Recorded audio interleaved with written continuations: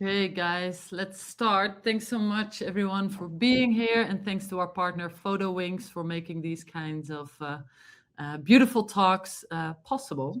So today we are together with Ed Kashi, Yasemin Elçi, Leonardo Carrato, and Paolo Verzone, and myself, Ilvy Njiokiktjien.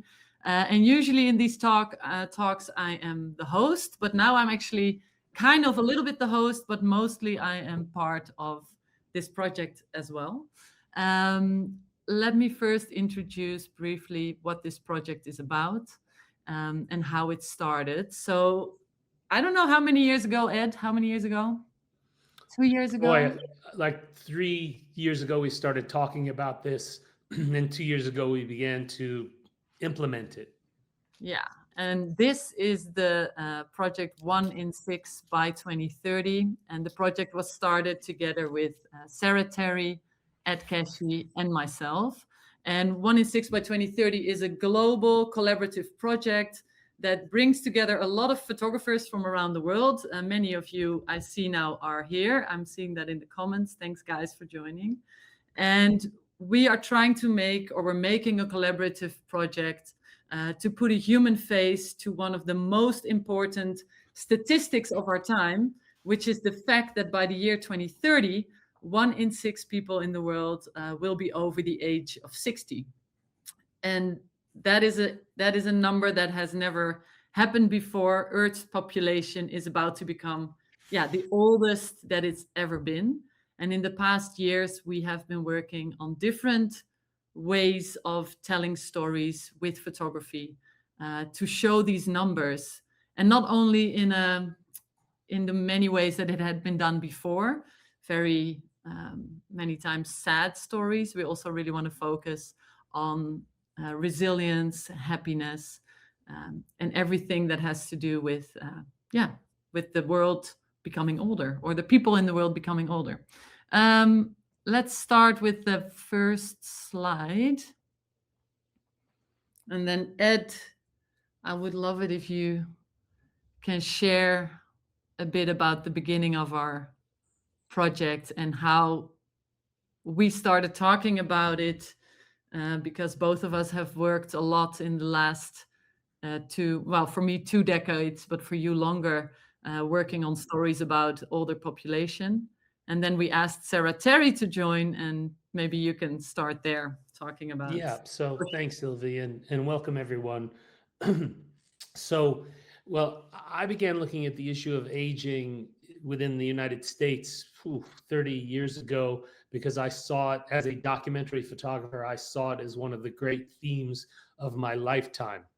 And it's not a sexy subject. It's in some ways a challenging subject visually to explore. Anyway, and then a few years ago, I was speaking with Sarah and Ilvy, and we were both sort of sharing, how important this subject was to us. And Sarah Terry, who, tragically, we lost, oh my God, it's 2 months ago, unexpectedly. She, in many ways, was the brainchild of this particular project. Sarah was a powerhouse of a human being, of an artist, of a creator, of a visual storyteller. She started the Aftermath Project, which for 20 years has given grants to other photographers. We don't have enough time to talk about the importance of Sarah, but anyway, we need to acknowledge her here, and that this project would not exist without her. And I'm actually in Los Angeles, less than a mile away from where she lived. So I'm hoping her presence, her spirit will be infused in this session. Anyway, so 1in6 by 2030 was an idea the three of us came up with. And now, 2 years of production into it, what will be a 7-year project, we have over 150 photographers from over 40 countries that have contributed.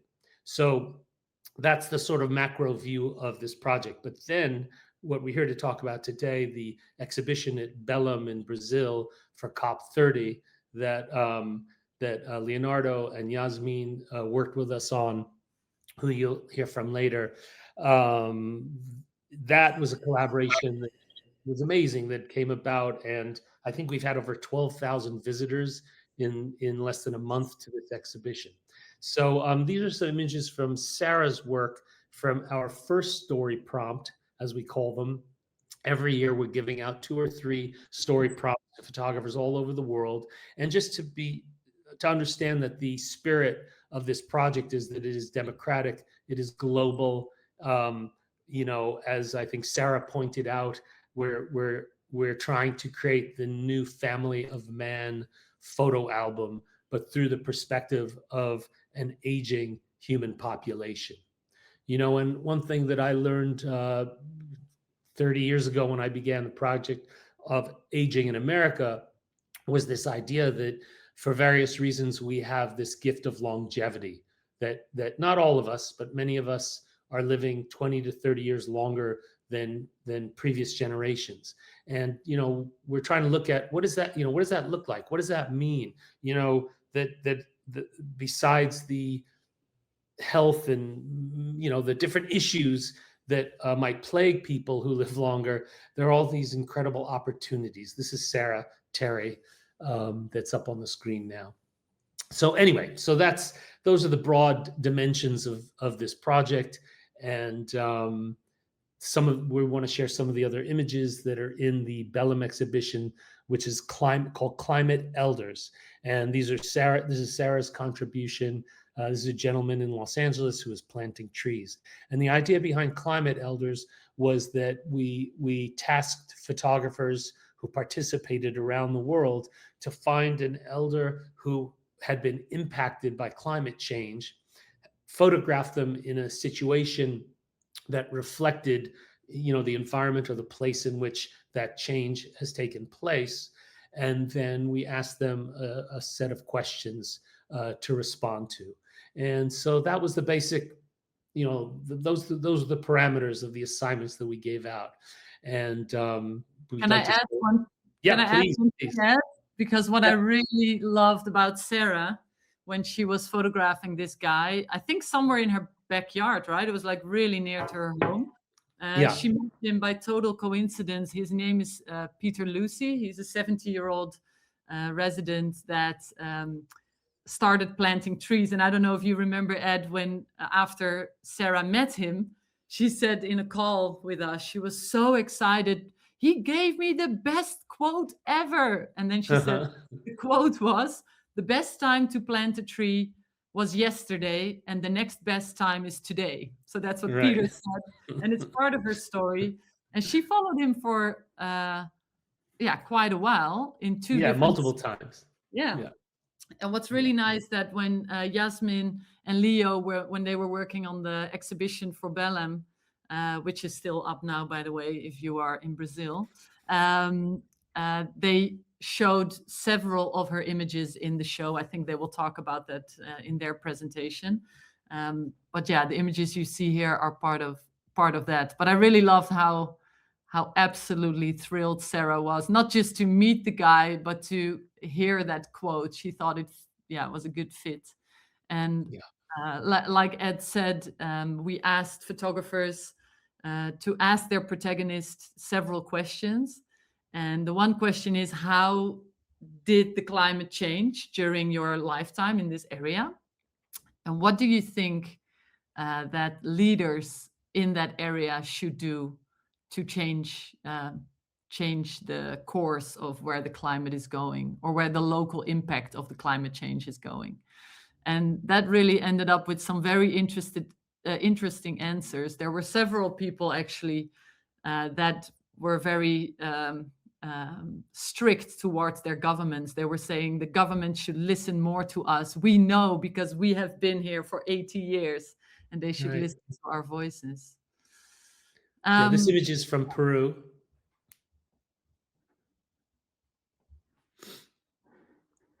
Yeah, and this one is from Kyrgyzstan, shot by Bektur Zani Bekov.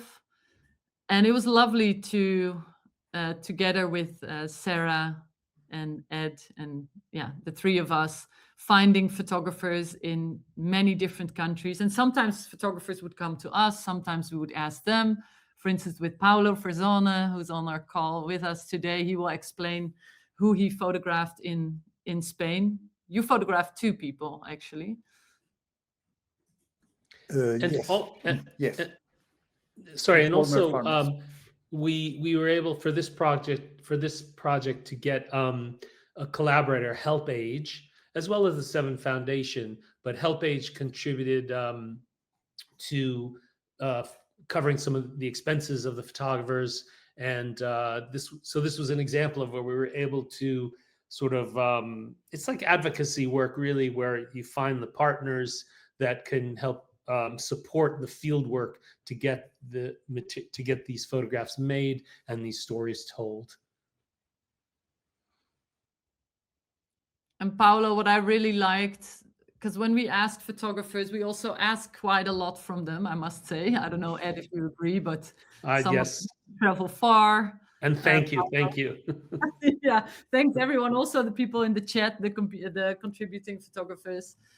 Same goes for Leo right here, and Paolo. Both of you contributed images, and yeah, traveled far sometimes too, but also stayed in your own region. You were in your own country, right? Well, Paolo was, Leo was.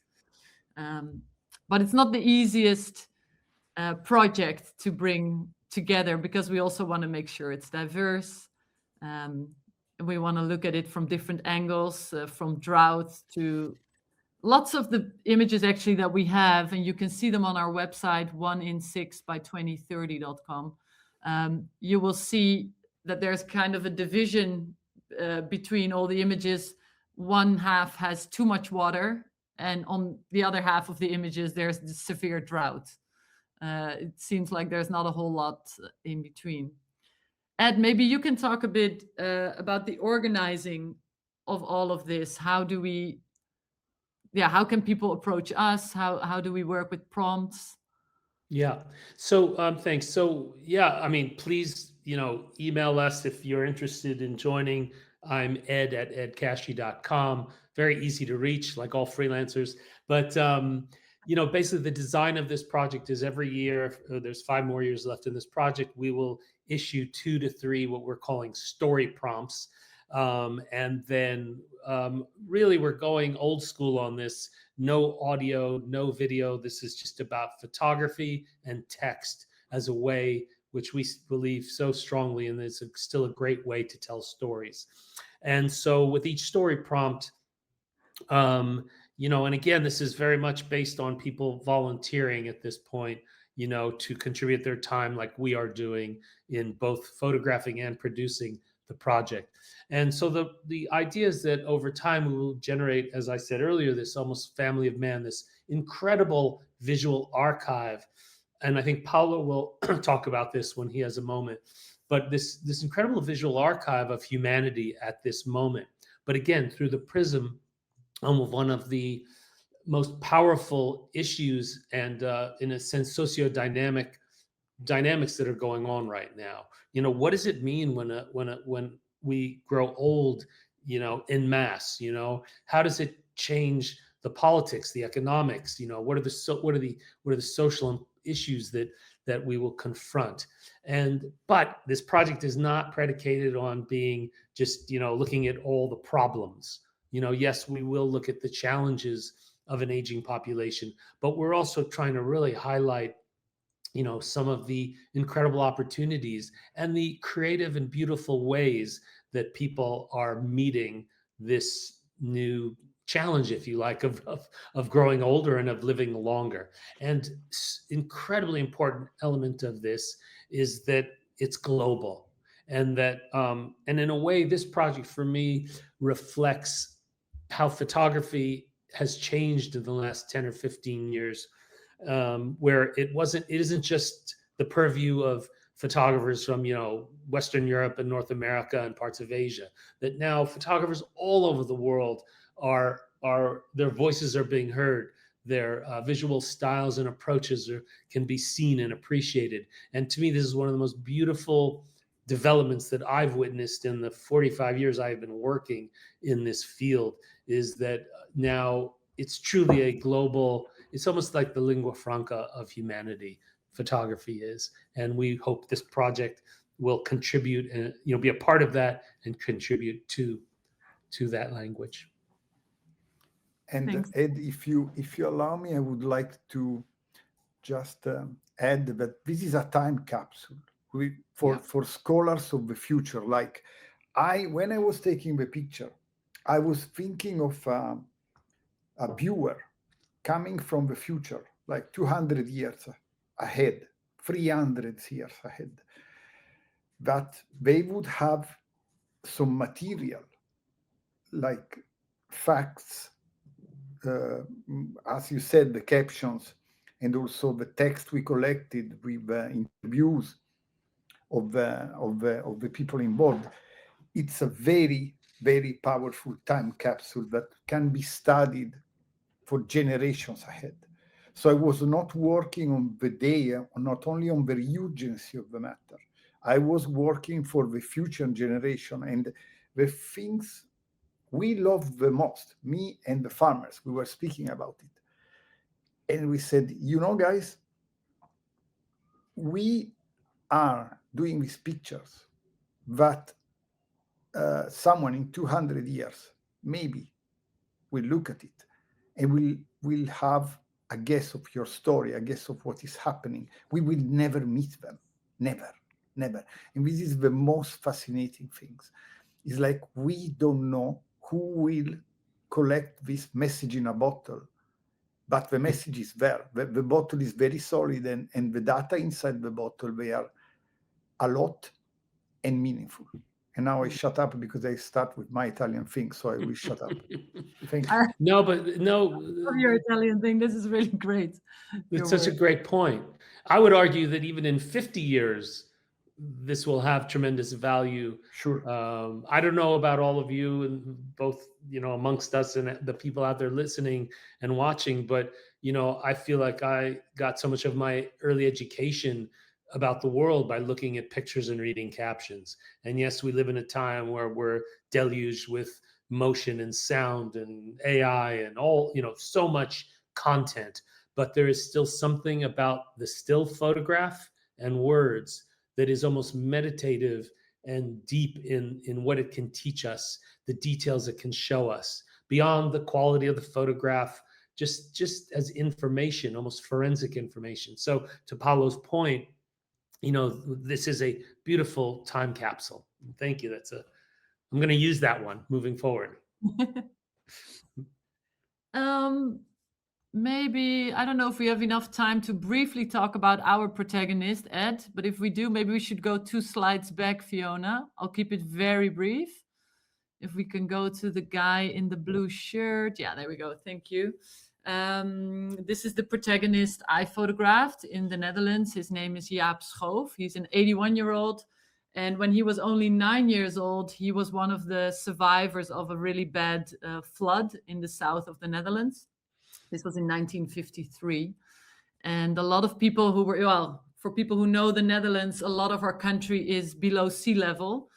Some of it even 12 meters, 6 meters, 7 meters. It's really, and we are protected by these high sand dunes and dikes. And there was a big break in one of these, in one of these dikes. And the farm that Jaap and his family lived on was under the sea level. So when the dike broke, a lot of people died, but he survived. About 2,000 people actually died, and he was one of the sole survivors. And the reason I photographed him is, of course, the rising sea levels, which makes this area of the Netherlands even more vulnerable.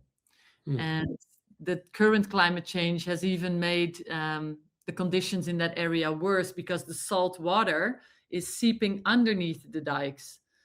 So on really dry, hot summers, the kind of fresh rain doesn't even add up enough, or there's not enough fresh rain to keep crops alive. It's too salinated, the soil. So that's a problem in that region. And the next images are from Ed. So maybe Ed, there you go.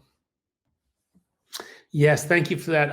So this gentleman, Robert, he's a firefighter. Sorry, he worked for the Miami Fire Department as a lifeguard for almost 30 years on the beaches. And in sort of retirement, he now teaches water safety and how to combat heat to elders in Miami. This is in Miami, Florida. And what was kind of so beautiful about his story was, again, and we are finding this in many of the stories that we're doing overall in this project is, folks in retirement, quote unquote, in some cases are doing some of the most amazing work of their lives. And it's, I don't know, for me, it's such an inspiration to see people at what we would call like the third stage of life, instead of, whatever, playing golf and retiring.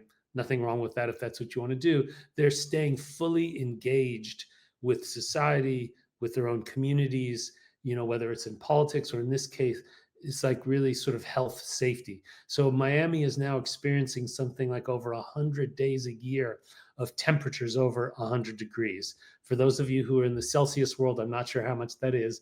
Is that in the 40s or something? Anyway, just extremely hot weather, again, because of climate change. I also just want to make a point. The climate change has become so politicized, and it is so frustrating to me as someone who for now over a decade has been telling stories around the world related to a hotter planet. And it's not about casting blame on why it is happening. The bottom line is it is happening, and that we need, I feel as a photojournalist, and a storyteller, we need to address this issue.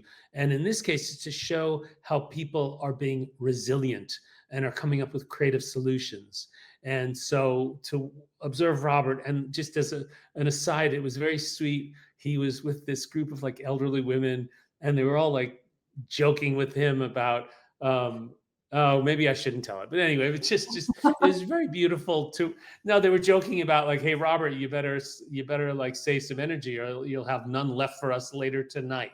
And so this idea of how it's just so beautiful when you see people come together and are able to be just to joke and to play with each other, and it doesn't matter the age. And this is one of the many things I cherish about doing this work, is that I not only get to understand better how the world works, but I get to see these lovely ways that people interact with each other and form community. And honestly, that's partly what this project is about, that we're forming a photographic community to tell all of these stories around the world. And really, anyone who's listening in now who thinks I would love to contribute to one of the upcoming prompts, please stay tuned. We will share on the last slide. Well, Ed shared his email address. It's very easy to find us, but I'll make sure on screen to share all the details that you need to be added to our what's it called? Newsletter. Yeah. Because we would love you to contribute and follow us, obviously. Let's go to, because I see that. Yeah, Leonardo. Of course, Leonardo Carrato. Do you want to talk a bit about who this is? Yes.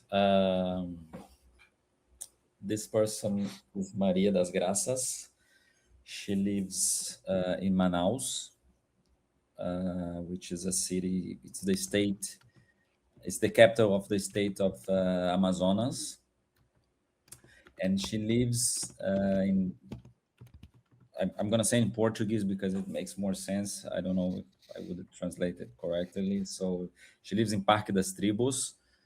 And I know we have something in the audience who lives in Manaus, so he can also write something here. It's very welcoming to write. And I'd like to thank him because he connected me to her. So I just wanted to mention that. So Parque das Tribos is the only neighborhood in whole Brazil which is multi-ethnical and which is recognized for indigenous people who are living in an urban scenario, not living in the actual or tribes in the Amazon. And in 2024 was a very I don't want to say so. I mean, it was important year because it was the drought record. I mean, they never experienced such a drought that they did in that year.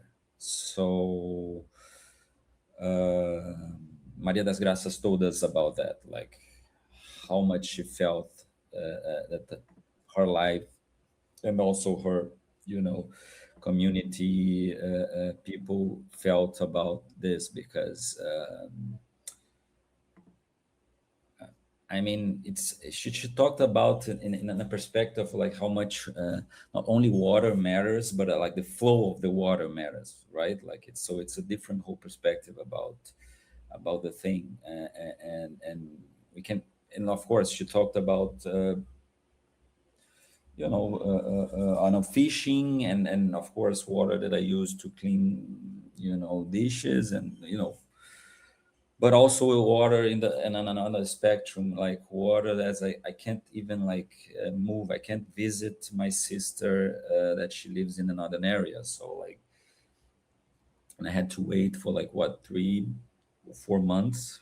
Rafael, who is here, can like correct me if I'm wrong in this timeline. But again, yeah, I think she was this person with a very strong character, very like direct, and I remember really well the message she sent because she sent the message directly to Lula, who is our president. So I think so for me it was like interesting to hear that because you know she was really like clear what like him, the president, should do to at least like at some points. Of course, he cannot like change much, but at least in these conditions when they face this like record drought, like I think what she mentioned was like they needed support from the federal government. So that was a bit of her message, and I encourage everybody here who is listening to check her chapter out, her page out, and I think that was it. I will share the link actually right now in the chat now that we're talking about it, because I think her story so well represents what this project is about. And I love the picture of her standing there. Yeah. Let me share the link. Wait, give me 1 second. There, I got it. There we go. Okay, and I think slowly but surely we're moving towards the most important part almost of the day, which is the amazing exhibition where all of our work is seen, which was beautifully put together and curated and organized by Yasemin Elçi and Leonardo. And we will first show a quick picture and a video, and then they will show their beautiful presentation. So this is how busy it was. Yeah, it's amazing to me to see this picture. There we go. And Ed and I, of course, are very sad we didn't get to see it in real life. We didn't go. Right. But luckily, Leo and Yasemin were there to listen to all the beautiful testimonies that people were giving. This is Sarah's work, and of course, a little memorial sign for Sarah and her pictures. And that's Theis's work, by the way, for people who might have realized Theis, who was supposed to be here as well, she unfortunately couldn't join, but her work was up there, or is from up there. Australia. But it's still happening. I'm not sure until the 21st of January, right? Am I saying that right? Yeah. It's up in Belém. So for anyone who lives in that area, please go see it if you haven't seen it already. And now it's on to you, guys, to tell everything about. This is the information if you want to follow us, join us, write us a message. Our email, I think, is it's contact@1in6by2030. So you can reach out anytime if you want to join the project. There will be about 2 to 3 prompts, 2 2.5 prompts a year. I would say it's a lot of work to manage all of this. So I think we started out thinking we would do about 4 chapters a year, but we soon realized it's nearly impossible to organize all of that. So, but feel free, we will share our upcoming prompts in the newsletter. So please sign up for that on our website. And now let's see the beautiful space where our current show is happening. And also, maybe this is a good moment to say that if you in your country know of a beautiful space to have this show at, let us know. Please reach out, because we really would love to show this work everywhere. Okay, Yasemin and Leo. We would like to start by telling you a little bit more about Belém and the church, the venue we are exhibiting in. And Leonardo, as a local, can tell a little bit about, we can talk about Belém. And then I would like to continue by, sharing what how it felt like when we put together the exhibition in this historical landmark, like the 17th century landmark, St. Alexander Church. And for a time, it even served as a college when the Portuguese first arrived in Belém. And like the height of the ceilings, the weight of the Baroque architecture. Here we are looking at the garden. Sorry about my voice. I lost my voice today, but this is all that's left. But you will see the rest of the building in the next slide. So the feeling is definitely there. Like the history is pressing in from every side, and there's no way to separate the exhibition from this atmosphere. So I will leave it to Leo to share a bit more about Belém first. Yeah, thank you. So yes, I mean, I'm not, when you say I'm local, it's Brazil is a continent. So, but of course, I've been to Belém many times, and of course, let's begin telling a little bit about Belém for our audience that it's international and maybe they're not so familiar with the city. So for many people, it might seem surprising that Belém was chosen to host COP30, because when you think about Brazil, the 2 cities that come to mind immediately is like Rio or São Paulo, right? But for us here, or at least for me, it made completely sense that Belém was the city chosen. Mainly because Belém is in the Amazon, right? And it's one of the largest cities in the region, with more than 2 million people, if you count all the metropolitan area. And these 2 million people live at the center of many of the issues that the Amazon deals at the moment, right? It's not about only environment, but it's about social, cultural, land disputes. So it's much more complex than that. And as I mentioned before, it was not my first time, but the visits that I did in Belém, I always felt that the city was full of culture.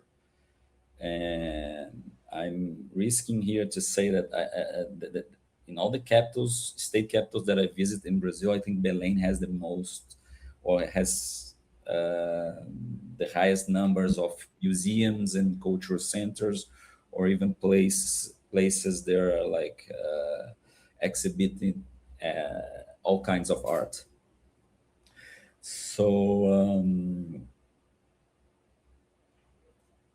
so when the city was announced, I have to say that something clicked inside of me, and I said, okay, spontaneously, I said, since I already had collaborated with the portrait to the project, I immediately wrote an email to Sarah, Ed, and Ilvy saying just to have the feeling of what do you guys think?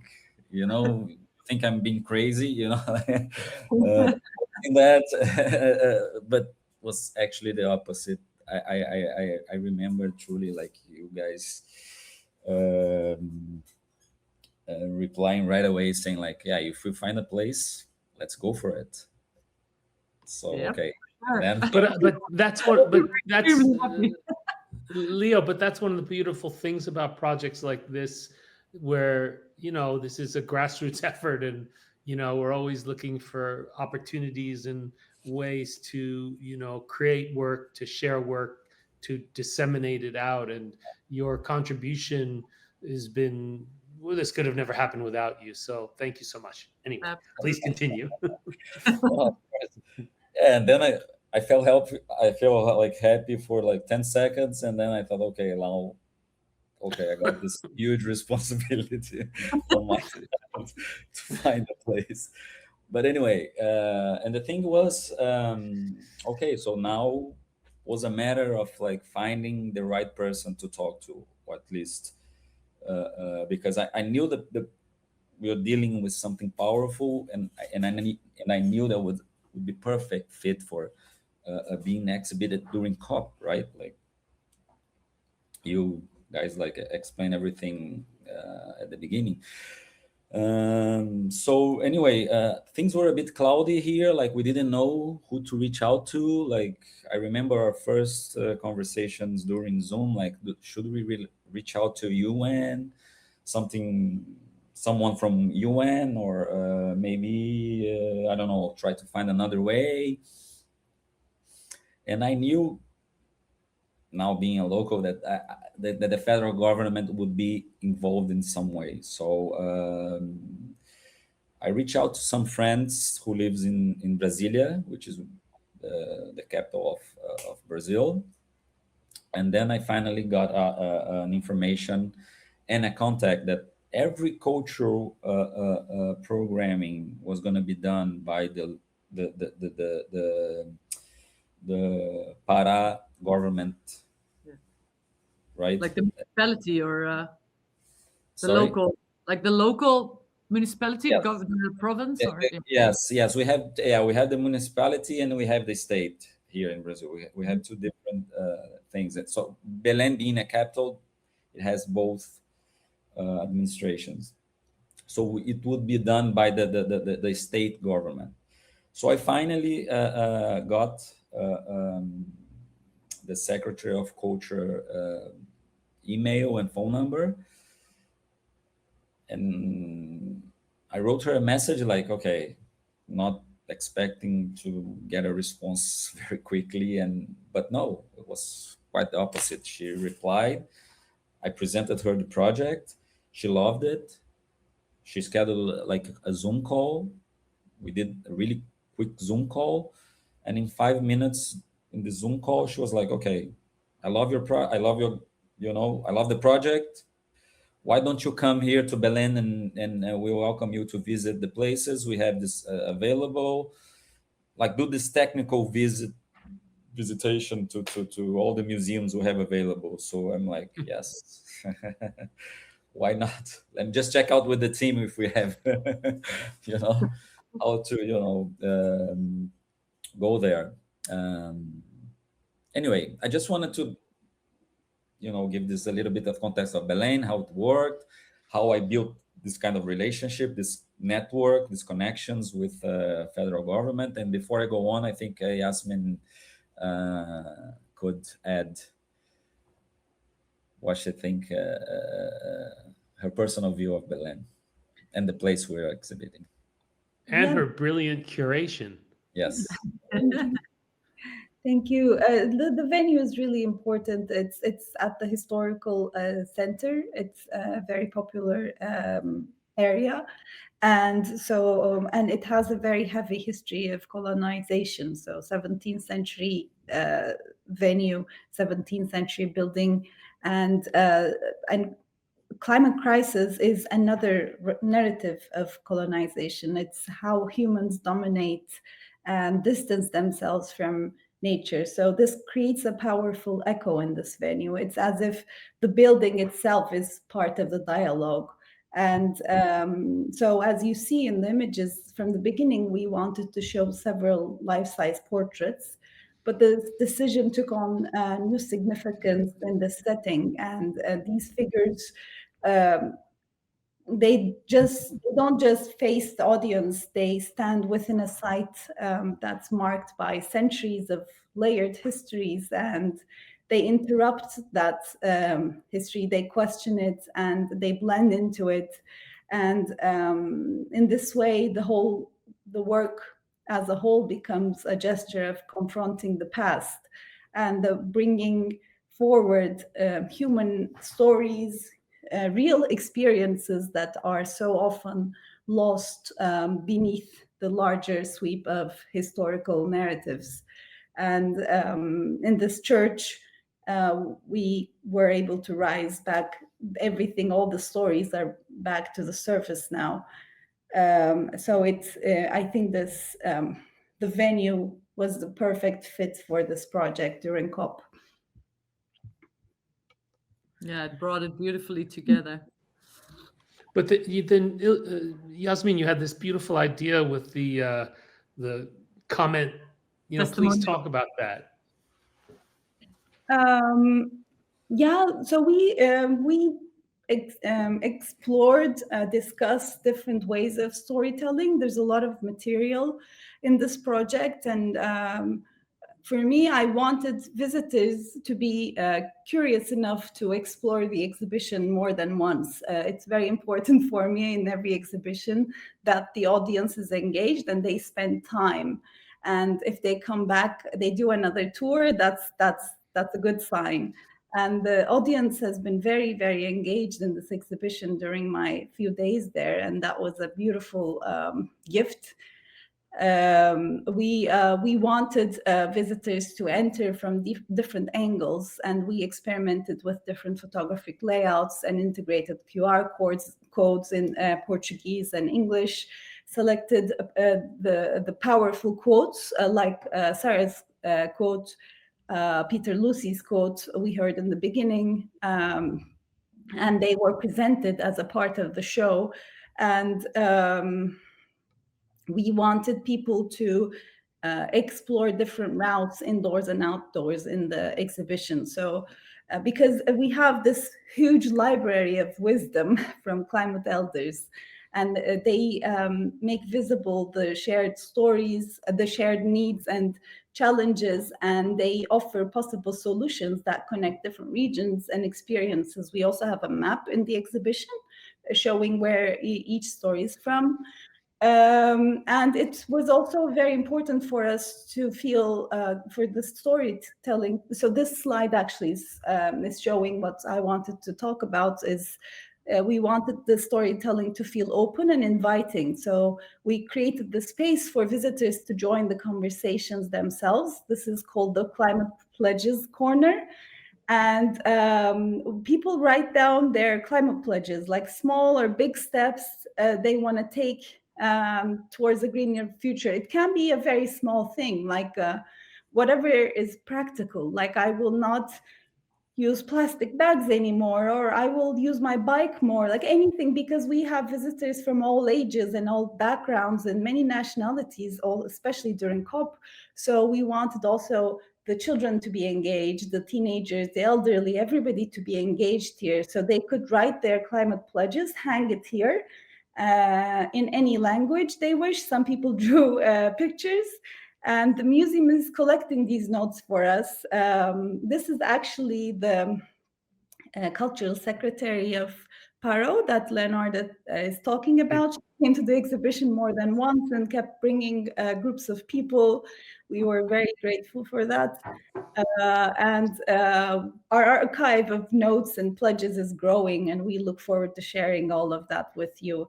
And we're curious about the collective story that emerges from people's collaborations. So the exhibition is actually growing every day with the audience participation. That's beautiful. Yeah, really amazing. That's so beautiful. It's amazing what you were able to organize. I mean, not even in our wildest dreams. Because I remember, if I say this correctly, yeah, we were actually planning at first to do something at COP29, but then time just passed by and it didn't work out. And then we thought 1in6 by 2030. 2030, wouldn't it make sense? COP30. And then it was in Brazil, and we knew that. And then Leo jumped in, and then Yasemin, and then it all worked out. But we could hardly imagine that this would work out. And then with the group effort, it did, which is just a big dream. It's amazing as well to me how many people went through the exhibition in the last weeks. What a dream. I don't think I've ever had an exhibition with so many visitors.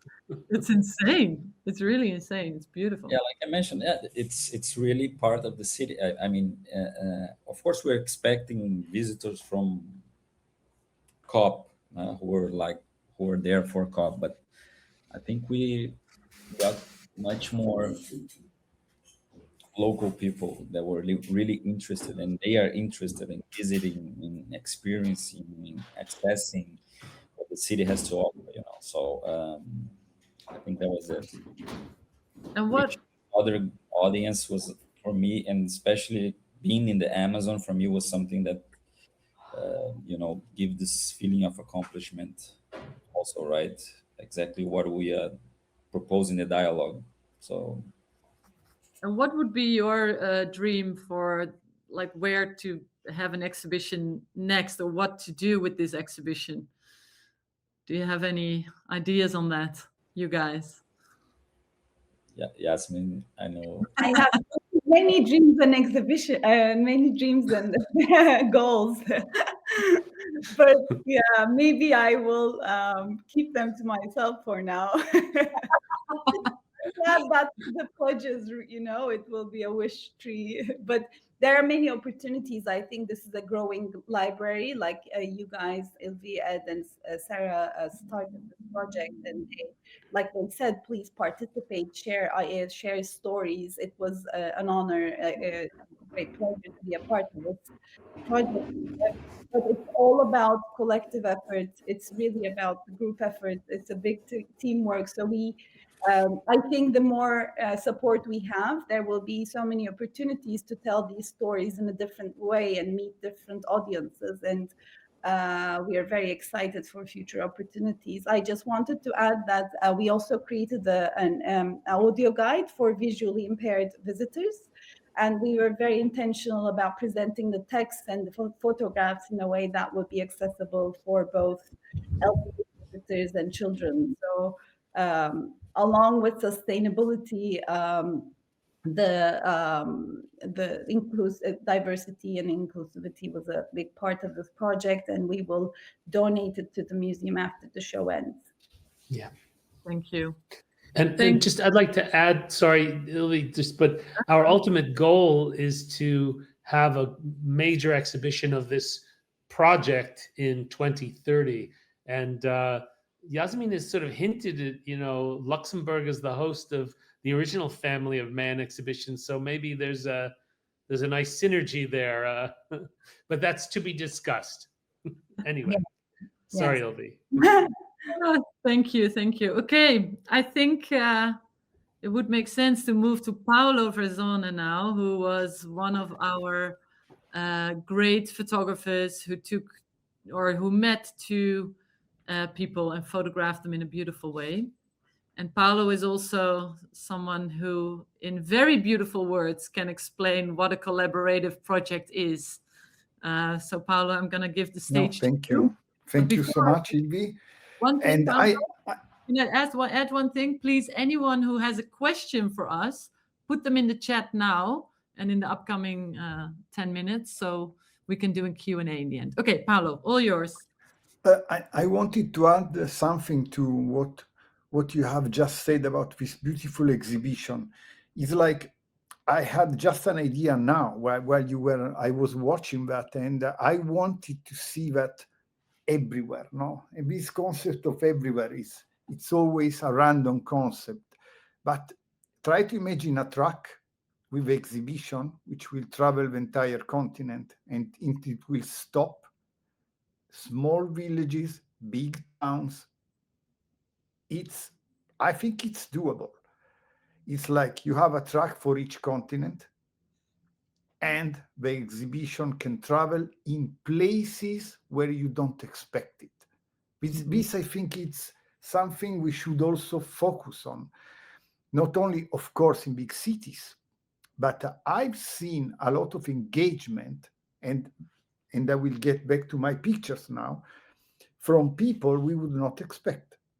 Because, for example, we have here Antonio, which is a former farmer. He's in retirement. He's 61, so he's kind of young to be in retirement, but he started working very, very early. We are in the south of Spain, in the Murcia region, which is normally a region which can be very hot. But both Antonio and Carlos, which is the other gentleman which I had the pleasure to share time with, they were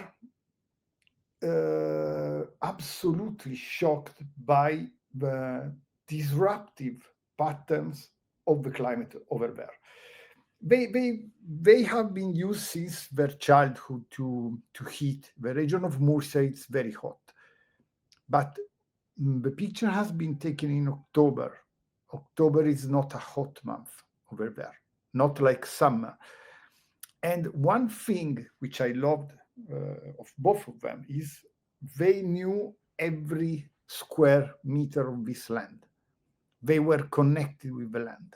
It's like they knew every roundabout, every tree, everything. They could read the land. It was an invisible bond. And they had a very, very practical and non-scientific approach. They said something is happening. So you call it climate change, you call it however you want. Something is happening. We have been born here. We have been raised here. We have been working here all our lives. Something is happening. That's it. It's very simple. It's not about, of course, then we learn it's climate change, pollution, water shortage, but something is happening. Since we were kids, we were used to some reasonable, stable patterns. And one thing, they taught me two lessons. One is that they said, I am affected by that. My region is affected by that, but you are affected too. And probably you are not noticing it now, but everyone is affected. So that concept of climate change, environmental issues, we see, they said it in the first place, they said, we thought that was something affecting someone else until it came here, clearly, violently, with real effects on our daily lives. And this is coming to you. You don't realize when, you don't realize how this is coming to you. And believe me, they said, we don't have a scientific background. I don't need a scientific background. They said, when I was here as a kid, all this in October was completely covered in grass. That's it. That's it. It's very simple. Very, very simple. This is Carlos, for example. He knows Antonio since their childhood. He is a former farmer too. And he said, this kind of soil, they could read the soil like mysterious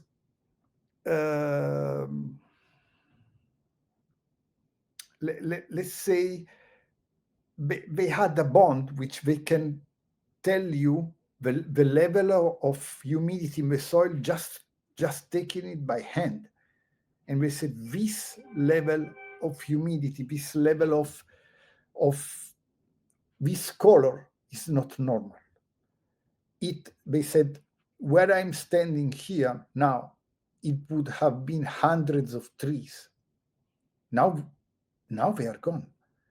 And they said, we are worried not for us, for the next generations and for the hundreds of generations ahead, because the pattern here is very clear.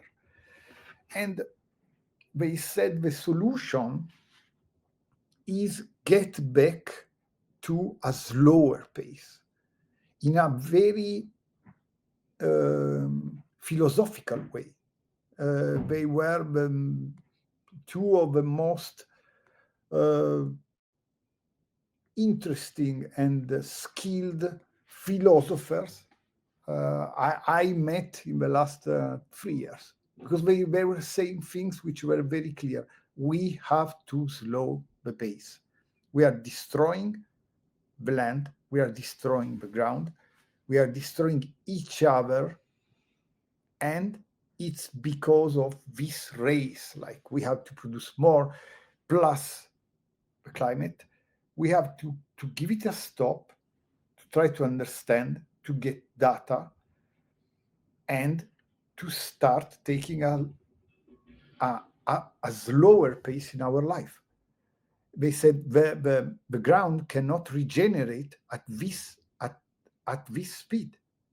It's ground, it's earth. It's like you cannot impose rhythm to this soil which are not meant to be. It will be burnt. If you don't let the soil regenerate itself, it will never give you back nothing. So they were extremely, I wouldn't say pessimistic, they were aware of something, and they were visionaries. When they said to me, it's happening to all of you, but you don't see it. Here it's extreme. It's like in the Arctic. In the Arctic, you can monitor the climate change because it's happening rapidly. There are patterns established from centuries, and 3 degrees of difference, you can see a pattern. For them, they said, we are seeing a very, very clear pattern. You cannot see it because you are living in cities, but it's coming, it's happening. And you have to find solutions now that will have effect in 50 years. This soil, they said, it's for us, it's tragical to see that this soil it's burned. We need to let the soil breathe. We need to let the soil recover from this terrible heat of this summer, which was more than 100 Fahrenheit. The soil needs to rest. We have to slow the pace of our lives, and the entire ecosystem we have to give time to the ecosystem to just heal. Otherwise, the impact, it will be super fast on everyone. But that's the most interesting thing I was learning from them. I really believe slow the pace and let the earth tell you the healing time. Dictate like it has been for like millions of years.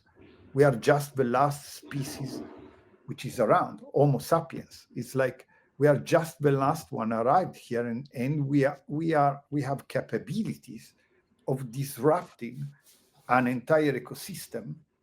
But this ecosystem can kick us out in a blink of an eye, because we are a very smart species.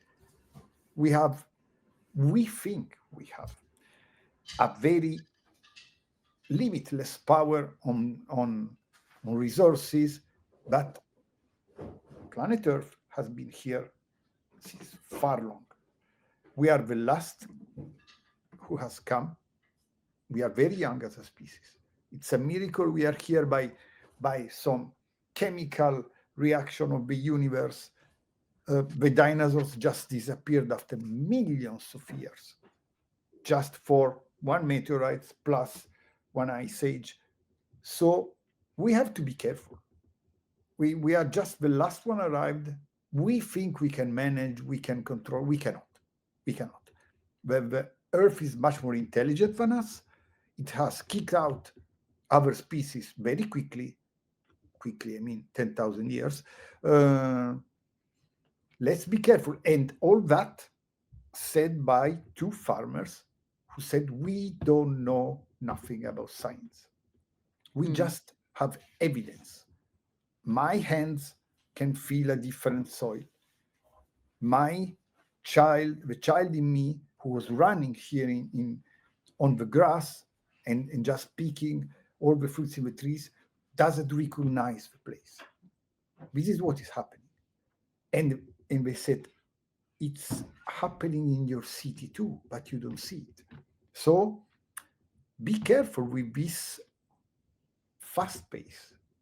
Be aware that the rhythm of the Earth, it will dictate the rhythm to us in the good way or in the bad way.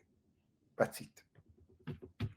Thank you, Paolo. Very important words. I really hope we are able to somehow slow down. There are so many good parts or so many good things to globalization, in my humble opinion. But the fact that we overconsume and we want more and more and more, and we want different kinds of crops in every season of the year. So in the Netherlands, we fly in vegetables from South Africa and from Brazil and from everywhere. And then the Dutch are sending or shipping meat to other countries where already meat is, why are we doing this? We're depleting our everything. Fiona has a really good question. Can I just comment what I thought, what Paolo said that was, for me at least, was really interesting. This thing between what I think, Paolo, it must be very intense for you to hear that the people you photograph saying I'm not a scientist, but I know, right? Because we have this, I think that for me at least, the power of this project was to listen to these people instead of just, I'm not denying science, of course, but I want to listen to these people also, I don't want to, when you said they are just corroborating all the data. They are just corroborating with their witness all the data. That's it. So science and the communities, they are already working together. They just don't know it. That's it.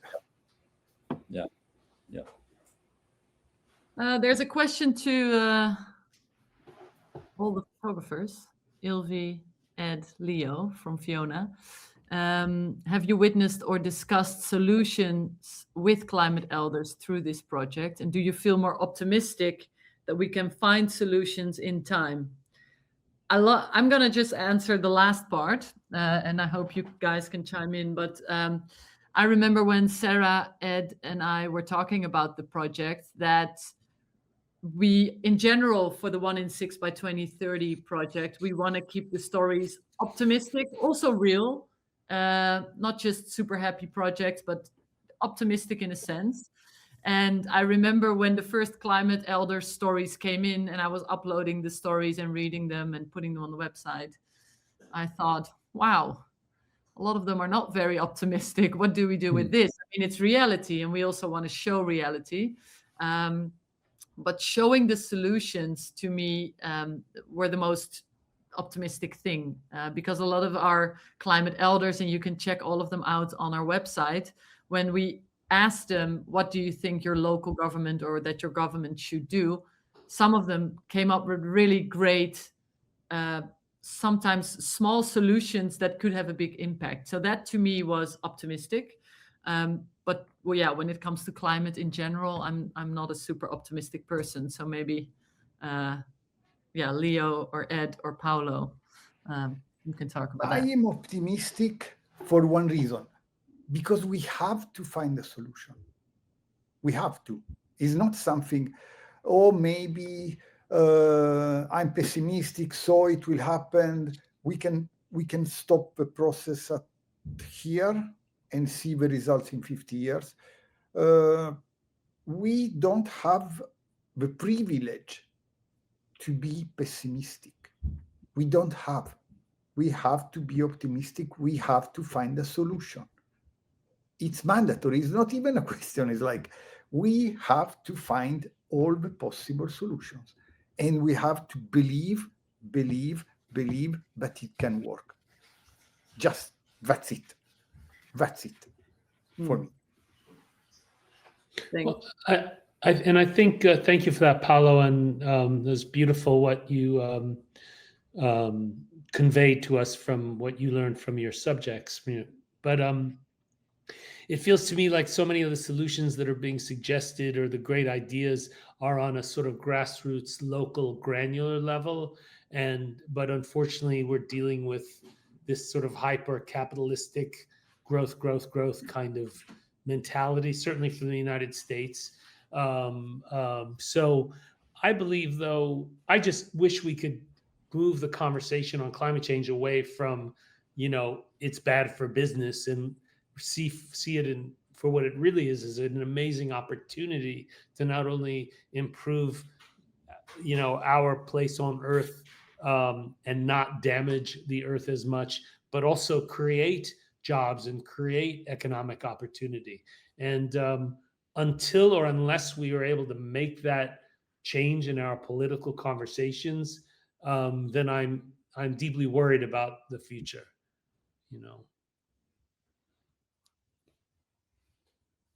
Ilvy, are there questions from the well, there's crowd? one question from Justin Makangara, who first of all says, well, you can see there, well done for the work and the progress on this project, which is still ongoing. One question: would it be possible to share all the prompts for the year at once so we can work directly on the ones that are most relevant?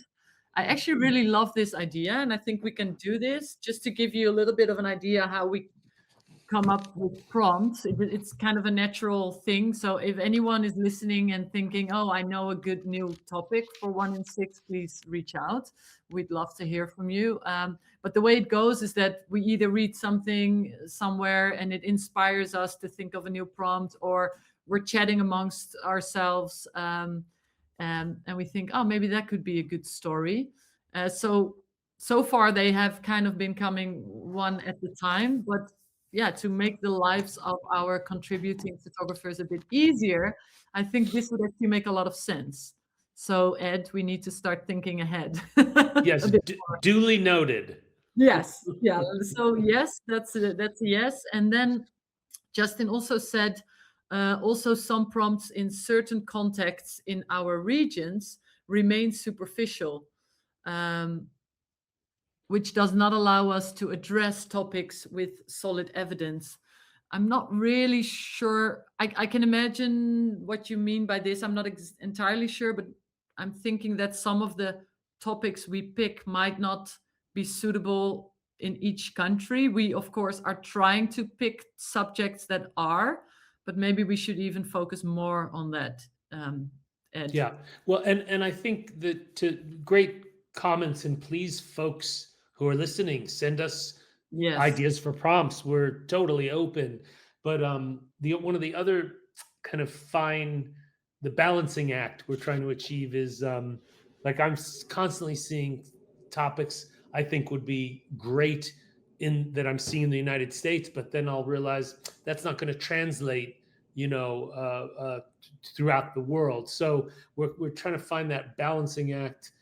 Ideas that are relevant, interesting, allow for powerful storytelling, but are more global that are happening in a more global way. So we always need more information and to be educated. So please, folks, send us ideas that we might not be thinking about, or there might be something happening like a trend or something you're seeing related to aging in your country or your region of the world that we're not aware of. But if we find out about it, we could see, oh yes, this could be applied globally. So please, we welcome any ideas.